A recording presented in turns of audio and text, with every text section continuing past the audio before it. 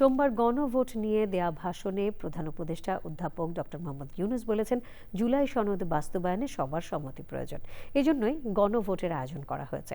12 ফেব্রুয়ারি ত্রয়োদশ জাতীয় সংসদ নির্বাচনের দিন সবাইকে গণভোটে অংশ নেওয়ার আহ্বান জানান তিনি। প্রধান উপদেষ্টা বলেন, গণভোটে হ্যাঁ ভোট দিলে বৈষম্য, শোষণ আর নিপীড়ন থেকে মুক্ত হবে বাংলাদেশ। মধ্যে বেশ কিছু সংস্কার করেছে। আরও গভীর ও সুদূর প্রসারী সংস্কারের জন্য দেশের সকল রাজনৈতিক দলের ঐকমত্যের ভিত্তিতে জুলাই সনদ প্রণয়ন করেছে। এই জুলাই সনদ বাস্তবায়নের জন্য আপনাদের সম্মতি প্রয়োজন। এর জন্য গণভোটের আয়োজন করা হয়েছে। এই গণভোটে অংশ নিন, সনদে আপনার সম্মতি দেন। আগামী 12ই ফেব্রুয়ারি জাতীয় সংসদ নির্বাচনের দিনেই অনুষ্ঠিত হবে গণভোট। গণভোটে আপনি হ্যাঁ ভোট দিলে বৈষম্য, শোষণ আর নিপীড়ন থেকে মুক্ত হবে বাংলাদেশ। গণভোটে হ্যাঁ ভোট মানে তত্ত্বাবধায়ক সরকার ও নির্বাচন কমিশন গঠনে সরকার ও বিরোধী দল একসঙ্গে কাজ করবে। সরকার ইচ্ছামতো সংবিধান পরিবর্তন করতে পারবে না।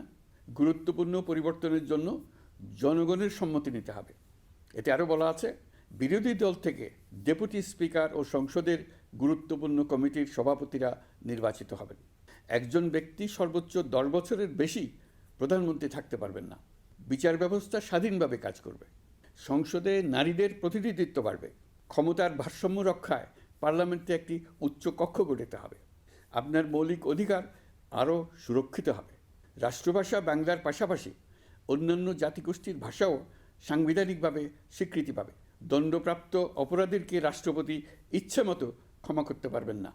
সব ক্ষমতা একজন প্রধানমন্ত্রীর হাতে থাকবে না। নতুন বাংলাদেশ গড়ার চাবি এখন আপনার হাতে। হেঁতে সিল দিলে নতুন বাংলাদেশ গড়ার দরজা খুলে যাবে। হেঁতে আপনি নিজে সিল দেন, আপনার পরিচিত সবাইকে সিল দিতে উদ্বুদ্ধ